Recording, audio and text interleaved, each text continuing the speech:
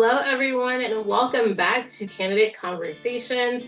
I am so looking forward to today's conversation with an educator from Utah who's currently a candidate, Mr. Scott Judy. Go ahead and either turn it up, put in your headphones, but get ready to hear this incredible story around advocacy, representation, and so much more. Enjoy!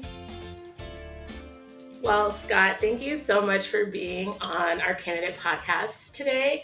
I'm so excited to get to know more about you, your journey, what brought you to board certification. So let's just get started with introductions. Tell us who you are, where you're coming from, whatever you feel is pertinent to the conversation. All right. Well, thank you, Danielle, and thank you to the National Board podcast for having me on. So my name is Scott Judy. I am a social studies teacher in Utah. I teach at Viewmont High School in Bountiful. It's just a little bit north of Salt Lake. And this is my 18th year. I also teach adjunct at Weber State University and have also spent most of my time as a teacher, also as a coach. Although about 2 years ago, when my wife told me, "Hey, we're pregnant with number 4," I said, "I think I'm done." But I was really blessed to be in coach in a great community here, and I love this school and I love what I do. That's so exciting. So, what sport did you coach again? So I coached multiple sports. I started out with track, and then I coached our girls tennis team for 15 years, and Wow. that was so much fun. Love the girls. I also got to coach girls golf and baseball. That is amazing. So obviously, just by your brief introduction and your resume of sorts, we know that you are someone who engages in the profession at all levels, right? From coach to working in higher ed to your classroom job. And I'm so curious, of all those things, how has that supported you in bringing you to the national board process? What considerations did you have to make? Did you have reservations? Because sometimes we'll see it, right? Where people are like, I've heard about this process, but I don't know. So I'm so curious, what was your process and journey to national board?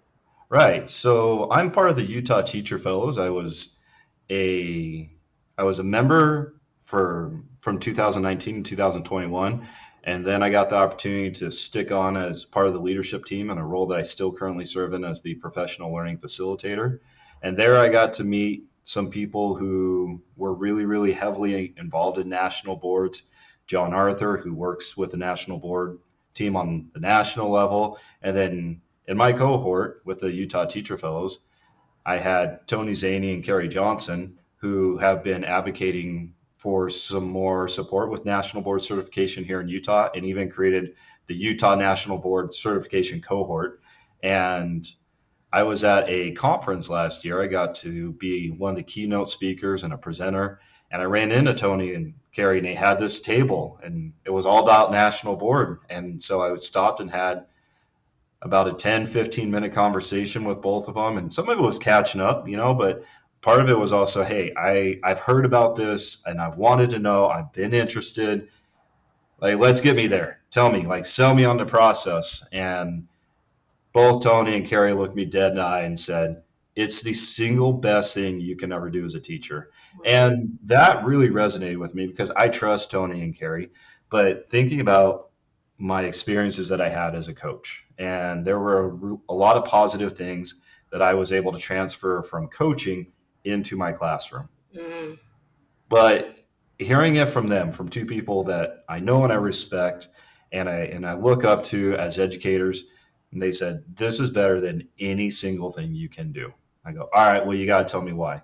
If you're going to make a statement like that, you got to tell me why. And it goes back to the first national board standard. They said, this program will help you know your students better than anything else out there.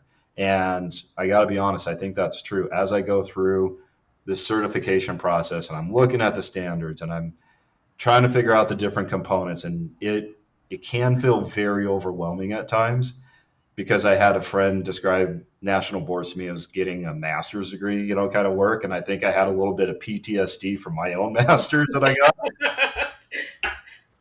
Because a lot of my master's, well, it's in history. And so a lot of my master's work was like, hey, read this 700 to 900 page book in a week and write the paper. And I don't know if I want that again, but going through this and and looking at different examples, putting into work. And it all goes back to that first standard of how well do you know your students? And I thought I knew my students in the Mm. community really well, but really getting into something more on a deeper level. What is it that I can do in my community with my students that's going to help them progress? Because every school and every school community is so unique. And it's been able to help me better identify where are my students at and where do I want them to go? And what role do I play in getting my students there? And so I normally keep about 70 to 80% of my content, and I'm constantly trying to tinker and rearrange. But this year it's been cool because doing this process, I've actually started to focus more on the reflection piece. Mm. And that is something that I've got from looking at the national board stuff and working with Tony and Carrie and that group is, hey, how can I get you to reflect on this practice? Because the national board certification makes me reflect on my own so much. And what I'm starting to notice is in my social studies classes, it's not just, hey, do like this reading guide, answer these questions. It's answer these questions and then tell me why this was important. Like, what is this one component? So in my government class right now, we're talking about how public opinion can affect politicians, the government, everything. And I talk about an idea called political efficacy. Mm. This idea that if we engage, we can make a difference. And I'm challenging my students, like, do you think that's true? But also, what are other ways that we can engage besides voting? Because that's the whole point, right? We want to create engaged citizens. And I think a lot of students walk out and say, hey, if I'll go ahead and vote, like you've sold me on that. But what about the other parts? How can I get you to engage on the other parts? And I think, that's also kind of where I'm at is I'm learning how to engage in my practice. I'm in year 18. How can I engage with my students in other ways? I so deeply appreciate how, in your response, you really brought it back to the students every single time, right? Like your motivation after being told, like, it's the single best thing you can do for your practice. You're like, but tell me more, right? And send it back to the students as you're thinking or discussing about even how you tinker and refine and reflect on your content in order to better support students. I think sometimes people might miss that that is what this process is about, right? You're refining your practice, you're becoming more reflective, all at the end of the day in service of students. And so you shared a bit about how candidacy, just being in the process that you're in currently, has supported you as a professional. I'm so curious too. I heard that piece around advocacy that you spoke about a little bit. I wonder how candidacy fits into this role of advocacy, whether it's like for students, for the profession, within your community. Um, if you can speak a bit about that, like candidacy and advocacy, how do those two show up for you? Yeah. So when you look at the standards, right? The second standard, developing social understanding, engagement, and civic identity. I think that teachers naturally we think about, hey, how can I get my students to do this? And I think we forget a lot of times, I need to do this as well. Hmm. I need to engage. I need to. And as a quick story about that, when COVID happened, I know that there were debates around everywhere, right? Do we have students stay at home? Do we bring everybody back? Like here in my district, we did a hybrid model for a Hmm. little bit. And at the center of that was nobody ever asked the students. Nobody ever asked them, hey, what would you be comfortable with? We always just kind of assumed, it's going to be the parents. They're going to know and make their feelings known on behalf of the students. But I remember having multiple conversations with the superintendent at that point, and I said, "Look, when I've asked students, when it's come up and they've asked me, hey, Mr. Judy, what can we expect when is there going to be a school year next year? What's it going to look like?" And I just asked them, hey, what would you prefer? I have a voice. I know who to talk to. What would you prefer?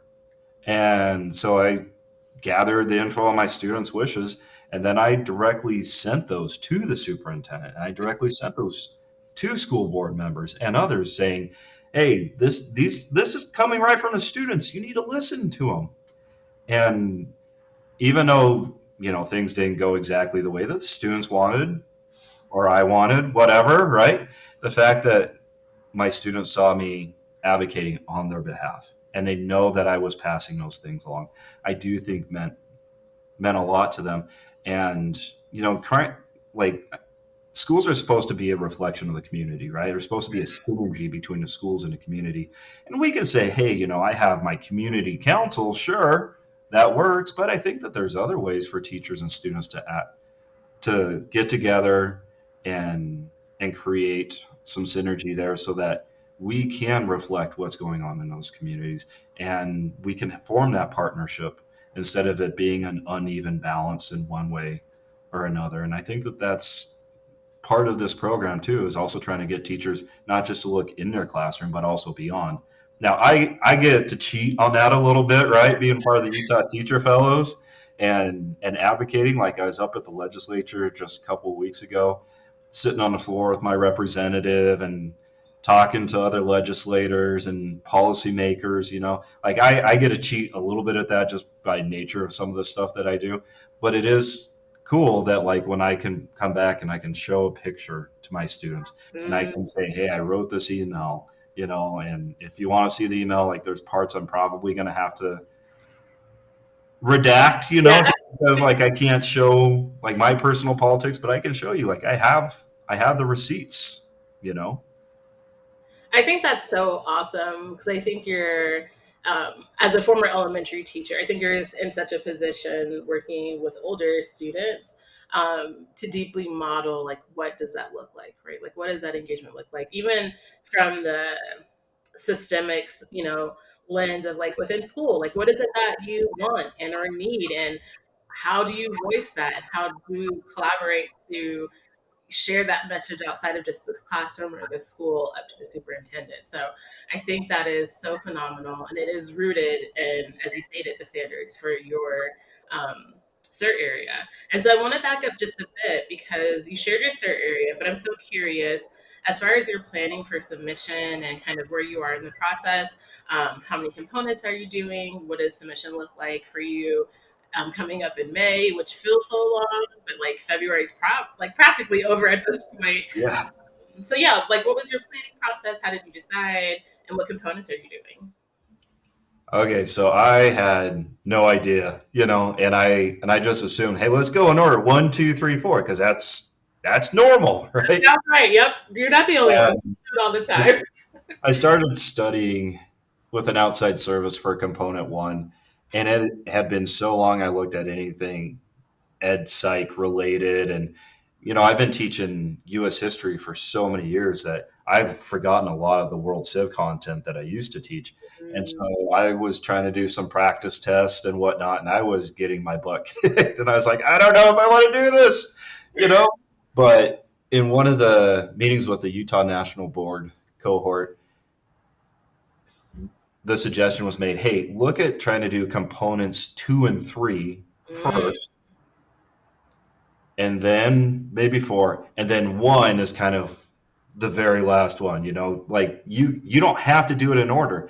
And as I was looking at them, I go, oh man, that makes me so happy because it helps, because I can kind of play to my strengths now, mm. and then hopefully get maybe 2 and 3 submitted this year. And then that way I have a little bit clearer roadmap of what I need to do to prep to get the other components in later. But like you said, like, February is almost out, and I don't know where everybody else is, but I've got a really busy month coming up, and it has nothing to do with spring break. It has to do with some other events here in Utah that I get to be a part of, and it's awesome. But it's like, now I got to prep for a sub, and then now I got to prep for my presentation at that event, and then I got to do more, and I got to play catch up. And it's like, okay, well, I also need to make sure I schedule time to get this done because this is important. Yeah. So I want to follow up with that question because that is a conversation I have often with candidates, recently certified, board certified teachers. Like, what does the alignment look like for you, or how do you plan for, what? I know March is going to be so busy. So instead of like setting myself up for failure, like, how do you plan around life? Because I'm a big believer in life personal life, work alignment, not so much balance because that's a little bit harder to attain, but alignment, right? Like if I know March is stock full for me, how are you making sure that you still attend to what's important to you without losing the other things that are important to you as well? Well, when I figure it out, I'll let you know. But I was I, hoping you I have the magic answer, Scott. yeah, no, I think a lot of it is, just trying to make sure that I stay in alignment with myself and the things that I like to do. Like I have four beautiful little girls at home and an amazing wife, and I want to give my time to them. But there is that dad guilt that kind of comes in sometimes where it's like, hey, I mean, if the words come out of my mouth, hey, I can't play with you right now because I need to go write my national board conclusion. Like my oldest just turned 7. She's not going to understand that. She's just going to know, oh, All well, she heard was, I can't there. play. Yeah. And so I think a lot of it is just trying to make sure that like I schedule time with my wife with like, hey, maybe Saturday mornings instead of me sleeping in a little bit or something, what, I'm going to get up around my normal school time and I'm going to work on this because that's going to be the best time. And then if I can work on this a little bit, I can give you and the girls more time later. And that's going to Mhm. be ultimately the hope on how to maintain balance of the things that I need to do for me just to keep myself healthy, but then also make sure that I'm spending time with my family, make sure that I'm taking care of the stuff in my classroom that I need to and other parts. And I mean, it's probably going to involve a lot of caffeine, but that's okay. It's a Okay. wonderful, wonderful little substance. So, for everyone who's listening, I just want to make sure that you hear in this conversation that, like, one, the time that you put into this process is your own, and two, in a way that's not bound, like, a higher ed course or even undergrad. Like, no one's going to tell you, Danielle, you need to sit down on a Saturday afternoon and write for 3 hours. And in the same breath, you as candidate have to like navigate that for yourself and be honest. So, like, sometimes we'll have candidates who say, "Yeah, I'm just going to buckle down and write all spring break," and then like trips come up, and then people want to hang out because they know you're off. Like that's allowable. Just Yeah. plan for your life as you do the process because That reminds me, I was sitting in a workshop with the DBQ people, and they brought out an extra guest speaker. She said, after lunch, I'm going to teach you the secret of how to grade this stuff, how to grade it quick. And the whole lunch, and I was a young teacher at the time. It was like my third or fourth year. And I was so excited. I was like, please tell me the secret to grading. And then when lunch gets up and she goes, okay, here's the secret, put on a good pot of coffee. And I'm like, are you kidding me? you're like, It's that like, was that's the your groundbreaking secret. news. What? And she said, listen, and I mean, for me as a young teacher, I was still pretty impressionable at that point. Yeah. And she just said, look, you sometimes it's just a mental hurdle that you've Mm, got to get through with grading because grading can take up so much.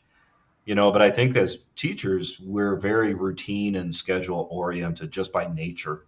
And I see stuff online, teachers joking about once the school year starts, you're going to prep for the school year. They start to kind of like align their bathroom time again, or something. And it's kind of like I don't know if other people realize just how like maniacal we can be about our own profession sometimes. But sometimes it's like, hey, if that means that I got to put on my calendar because I'm a calendar, I'm a task oriented person. If that means, hey, for the next few weeks, I'm going to sacrifice my Saturday mornings. I'm going to be up by 6 and I'm going to write till about 8, maybe 8:30 when my girls get up and at the point where they're starting to be like, hey, I'm getting hungry. If I can schedule that 2 to 2 hours for myself, that's got to be something that I'm going to do for a little bit. Yeah, I love that because again, those 2 hours start to add up, right? And I think the more that you engage in something as strategic as that, like what you get out of those 2 hours becomes more and more than like maybe that first pass when you're like, oh, I really could be sleeping in. I really could be catching up on like the latest show I've been watching. So no, I so agree with that. And so Scott, as we close our conversation today, I'm curious, like if you were to give past Scott some advice and or a current candidate, we're in February, We've come back from breaks, or for many people, they're heading back into another break for spring break. What's a point of advice that you would have wanted to hear at this time frame in your career, or even for someone who's like, I'm going to make the commitment to do board certification, and I don't like, what's my next best step? What might be some advice? Yeah, I think I would tell younger self, future candidates, whoever, I would say you need a village. And I was talking with my sister-in-law about this last night. She's in her first year of teaching, and it's like, "How you doing?" She's like, "I'm good at this moment." And I said, "Hey, if you ever need a vent, you ever need to scream, you're welcome to call me. Like I know, Yeah. even though you teach elementary and I teach high school, I know what comes with the job. It's a lot." But I say that because I remember talking with a former admin. And I told him, "Hey, there's an elementary school in Salt Lake, and they have this banner, right, draped over the front of the school. We are home to a national board certified teacher." And I said, Mm, "I'm when I do mine, I'm going to buy that banner, and you're going to hang it in front of the school. I love Make you do that." And by the way, that's significant because in Utah we have less than 200 national board certified teachers. We're like the lowest in the entire United States, so it is a big deal when one of us gets it. for sure. And so that's why I say a village, because it said admin looked at me and said, "Well, why would you do that? Mm, Why would you go for this?" And I was like, "You're not my village," kind of thing. Like you need somebody that can listen to you when you're having those rough patches. You need somebody who can support you. You need people that are just going to check in every now and then. Hey, do you have questions? And that's why, like, I really appreciate what Tony and Gary are doing with that Utah cohort here. We meet once a month on a Zoom, and we get in, and they have specialists in some of the different areas, and they do come out. Hey, what questions do you have? And mm. I think we could just do like a 2 hour Zoom on the questions. Hey, I don't know. That's kind of the village. And it's like, Yeah. I know I have Tony's number, I have John Arthur's number. Like, I have people that I can reach out to and ask, what can I do? Who can you put me in touch with? And I think that's really, really awesome. And that's something that I hope, not just in Utah, but across the United States, that we start to build up a little bit, is having those villages for the teachers, so that whatever type of support I need, I can get, whether it's, "Hey, I don't understand this component. Hey, can somebody take a look at this before I push submit because I'm a little scared," Yeah. something like that, because teaching is better when we work together. Yeah. Thank you so much, Scott. One, for that advice. I mean, I think it's going to resonate with many people. And two, if you're listening to this and you hear Scott saying, find your village, engage in your village, and you're like, but I don't see myself having one here, I encourage you to connect outside of your school building, maybe outside of your school system. I would say some of my most close professional relationships, and ones that like I continue to lean on when I'm like, hey, working on this project, do you have thoughts, or need to connect with a teacher in this state, can you support, are people who I've never even taught with in my life, right? But we've connected either through work that we've done together or friends of a friend. And so your village is out there. They just may not be, in your hall, and that's okay. They're there, and they'll find you and you'll find them. So, Scott, I am so grateful that you took part of your morning with us. I know we're so grateful, and I'm so excited to continue to see what you do in the work in Utah and across the nation. And I can't wait until you have MDCT behind your name. Well, thank you so much. I appreciate the time and opportunity to speak with you. This was a blast. This was fun. Isn't it great? It's just like a conversation amongst friends on a Yeah. Wednesday morning. Yeah. Well, thank you for everything. I really appreciate it. Yes, thank you so much, Scott. We'll be in touch.